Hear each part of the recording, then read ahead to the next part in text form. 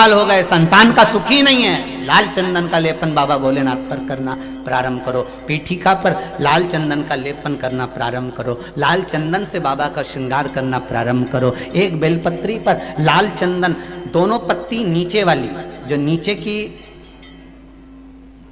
की जो दो पत्ती होती है, इस पे लाल चंदन, और बीच वाली पत्ती पर पीला चंदन लगाकर बाबा के शिवलिंग को समर्पित करिए, बाबा से प्रार्थना करिए, रोज प्रार्थना करो। परंतु एक बात का स्मरण रहे, 25 साल हो गए, 20 साल हो गए, 30 साल हो गए, संतान नहीं, तो पहले जल से अभिषेक कराना, अभिषेक कराकर उस जल का आचमन करने के बाद हाथ को खासा करना, धोना, उसके बाद में फिर वापिस बाबा का स्नान कराओ, फिर चंदन का लेपन कराओ, फिर एक लोटा जल चढ़ाकर बाबा का स्नान कराओ। बाबा का बड़ा सुंदर भाव से लाल चंदन से जो अभिषेक करता है, बाबा को लेपन कर कर फिर जल चढ़ समर्पित करता है, निश्चित है उसकी गोदी मेरा देव अधिदेव महादेव जरूर भरता है, ये निश्चितता है।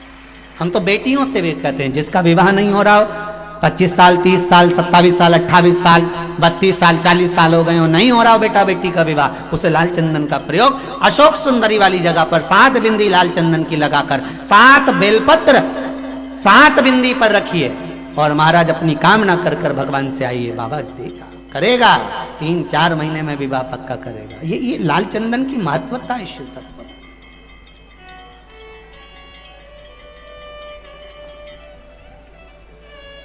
शंकर के शिवलिंग को बनाने के लिए मिट्टी कहाँ की होना चाहिए, किस जगह पर बनाना चाहिए, मिट्टी में कैसा जल मिलाना चाहिए, जब शिवलिंग का निर्माण करें, शंकर के शिवलिंग को जब बनाएं तो सबसे पहले कैसे बनाएं, उस तक का विधान शिव महापुराण में और लिंग पुराण में कहा गया।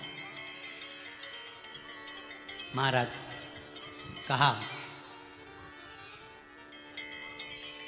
क्यारे की मिट्टी हो, क्यारा मतलब समझिएगा, जिस मिट्टी पर कोई गंदगी ना करी गई हो, ऐसी जगह का कोई भाग मिट्टी का लाया जाए, जहां कोई गंदगी ना करे। शिव महापुराण की कथा कहती है। देखो, पिछले वर्ष के लॉकडाउन से लेकर अभी तक की जो कथाएं आप लोग सुने हैं, उसमें शिवलिंग मट्टी का किस तरह से बनाया जाए और कैसी मट्टी हो, और उसमें पानी कैसा मिलाया जाए, कैसा शिवलिंग तैयार करा जाए, उसका विधान वर्णन नहीं कर पाए, परंतु आज कथा निकली है तो उसको सुन लो। क्यारे की मिट्टी, क्यारे की मिट्टी मतलब जिस मिट्टी पर कोई गंदगी ना करी गई हो, ऐसी जगह की मिट्टी को लेकर जाए, और मिट्टी को लाने के बाद थोड़ा पानी का सींचन कर दें, अर्थात घर में लाएं तो उससे पहले मिट्टी को पवित्र करें। अपने घर में गंगा जल रखा हो, यमुना जल रखा हो, सरयू जी का जल रखा हो, उससे मिट्टी का सींचन कर दें। मान लो अगर ये जल नहीं भी है तो जल के अंदर थोड़ा सा इत्र डालकर मिट्टी का सींचन करें। अगर इत्र भी नहीं है तो जल के अंदर थोड़ा सा दूध डालकर मिट्टी का सींचन करें। दूध भी नहीं है तो एक बेलपत्री जल के अंदर डालकर उस पानी का सींचन करें। बेलपत्र भी नहीं है, पीपल का पत्ता डालकर उसका सींचन कर दें। पर मिट्टी पर घर में लाते से ही, ये नहीं कि मिट्टी आज लाए और तुमको शिवलिंग कल बनाना है, तो मिट्टी अगर 1 दिन पहले लाए हो, 2 दिन पहले लाए हो, 4 दिन पहले लाए हो, तो उसी दिन जल का सींचन होना चाहिए। ये नहीं कि जिस दिन बनाएंगे उस दिन सींचन हो जाए। मिट्टी पर पानी का छींटा, सींचन भले ज़्यादा मत डालो, पर छींटा तो उस दिन लगा देना चाहिए जिस दिन घर में मिट्टी लेकर आए हो, जिस दिन लेकर। फिर भले तुम शिवलिंग 15 दिन बाद बनाओ, 8 दिन बाद बनाओ, 10 दिन बाद बनाओ, 3 दिन बाद बनाओ, पर उस समय पर मिट्टी का सींचन उस समय हो जाना चाहिए।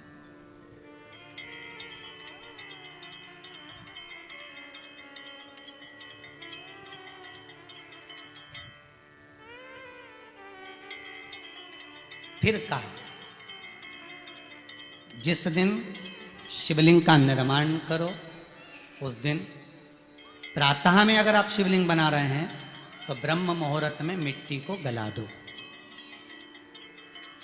किस पानी से गलाना है उसका भी प्रमाण, उसका भी शास्त्र वर्णन करा। किस जल से गलाया जाए, शिव महापुराण की कथा कहती है, अगर आपको आज शिवलिंग का निर्माण करना है, शाम को आप शिवलिंग का निर्माण कर रहे हो, तो अपने पानी का जो मटका होता है, हंडा होता है, रसोई घर में जहां पानी भर कर रखते हो, उसके नजदीक में एक कलश जिसमें अलग से ताजा जल भरा जाए और उस पर प्लेट ढकी हो और उस पर एक चावल का दाना रखा हो, उस जल को लेकर आओ।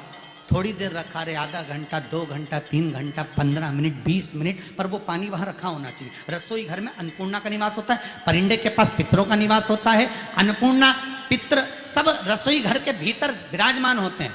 शास्त्र कहता है 33 कोटि देवता एक समय के लिए, एक क्षण के लिए हमारे रसोई घर में प्रवेश करते हैं। इसलिए रसोई घर को तुम पूरे घर को स्वच्छ रखो ना रखो, पूरे घर को तुम साफ रखो ना रखो, पर रसोई घर एकदम क्लीन होना चाहिए, साफ होना चाहिए, स्वच्छ होना चाहिए।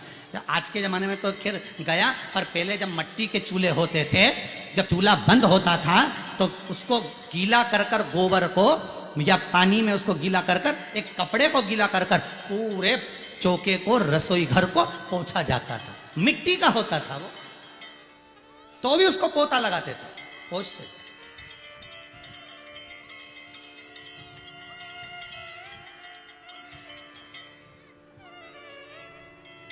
तो पहला क्रम है पार्थिव शिवलिंग का निर्माण।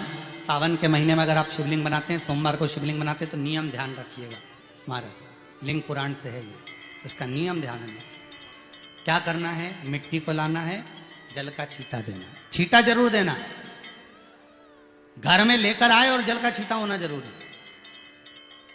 2 दिन तक, 3 दिन तक मिट्टी रखी हुई है और उसके बाद अगर आपने पानी का छींटा नहीं दिया है और आपने डायरेक्ट मिट्टी को गला दिया और उसके बाद बनाया, तो उसका कोई प्रमाण नहीं।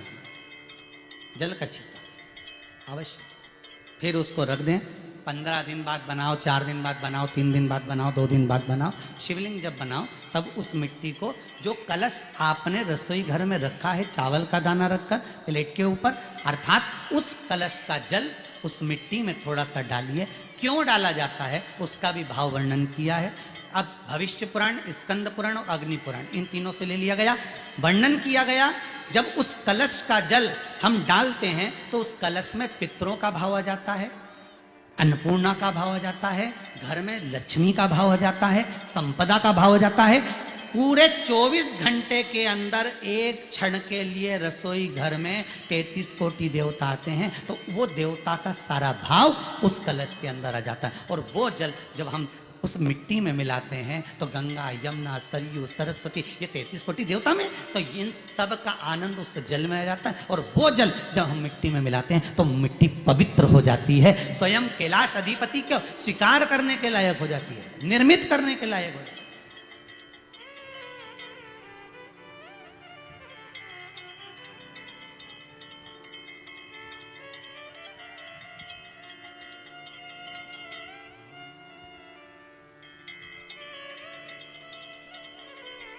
शिवलिंग का निर्माण।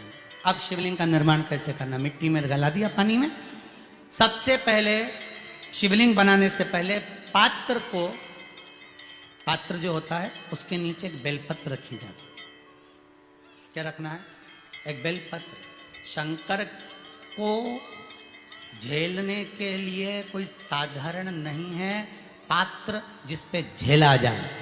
स्वयं गंगा शिव की जटा में और आप शंकर के शिवलिंग का निर्माण कर रहे हो, कोई साधारण नहीं हो सकता। स्वयं आप विदेश्वर संहिता के अंतर्गत पढ़े कि ब्रह्मा और विष्णु, ब्रह्मा ऊपर जा रहे हैं, भगवान विष्णु नीचे जा रहे हैं, तो पता नहीं कर पा रहे कि यहाँ चरण कहां पर और शीश कहां पर है, उसको जान ही नहीं पा रहे।